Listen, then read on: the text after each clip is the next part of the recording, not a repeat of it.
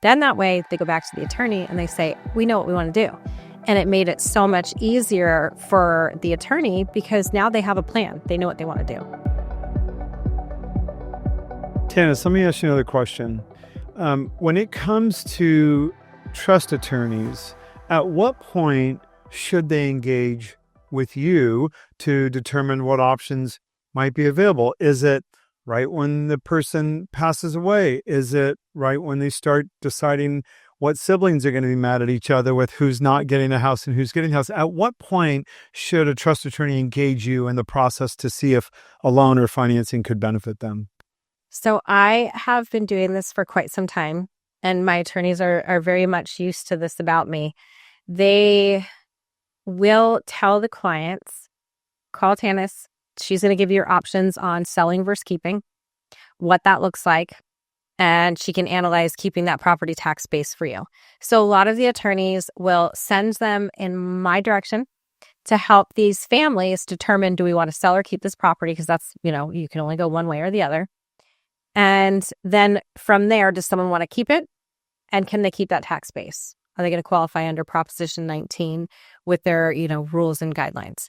So most attorneys that know me know I prepare a beautiful analysis for these individuals that they can actually see that help them decide what they want to do. Then that way they go back to the attorney and they say, we know what we want to do.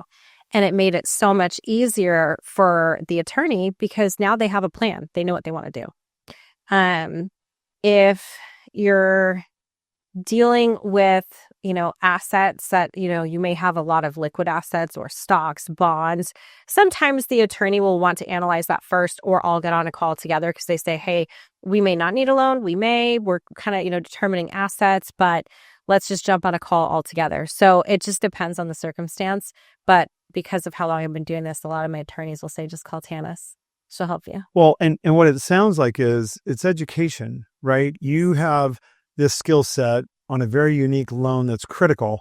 If a beneficiary wants to maintain real estate, keep their parents' Prop 19 low tax base, it's really critical that the attorney ensures that they're going to also have the right finance in place. So really, it seems like you and the attorney have to work closely together to ensure you're protecting the beneficiary for their assets to maintain Prop 19. Is that fair? Absolutely. And you also get a lot of individuals that say, I want to keep this property. Well, the attorney doesn't know anything about their personal financial situation. Can they actually qualify to keep this property long term? So they know that, they're not lenders. They're not pre-qualifying these individuals on can they actually afford to keep this property. So they know when they, send them over to me, if someone says I want to keep the property, that's great. Let's make sure that you can qualify to keep it long term, not just short term, because even if we can do the short term trust loan, it doesn't necessarily mean that whoever's keeping the property can qualify for, say, for example, a 30-year fixed. They may not have the credit score or they may not have the income or too high of debts. And if someone doesn't analyze that, you're never going to be able to give them the most information to make that decision on what's best for their family. So attorneys now, in the interim of getting all of this information put together, you have two sides of it. You have, here's the trust loan information. That's what that looks like. But then we have to come over here. What does the long-term financing look like? And what does that payment look like? Because the beneficiary may look at that and say, nope, I don't want to keep this property. Now they just go back to the attorney and they say, we want to sell the property. So unless someone takes the time, like you said, to educate them on all of these options, they're going to feel lost. And some people will not even know where to start. And a year will pass and they've done nothing because they just freeze. So I think that's why a lot of attorneys will send them my way, because I can provide all of that education on every single option they have.